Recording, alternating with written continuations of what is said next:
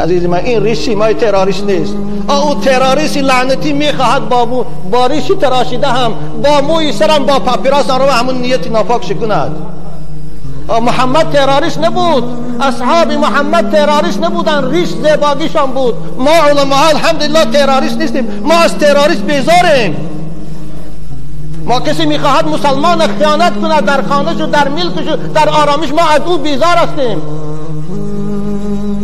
نخواد که ریش نشانی تروریستی باشد، نخواد که تاقیچی سفید نشانی تروریستی باشد. یا الله، وقتی که از تاقیچی سفید عزیزان من شما نفرت داره، از کفنی سفید هم نفرت کنه، کفناتان سانی سرخ کنه نباشد. پیغمبر خدا بهترین لباس مسلمان لباس سفید است، کرتی سفید، تاقی سفید، سلی سفید. حضرت حتی مرده هاتان کفنی سفید کنه. تکبیر!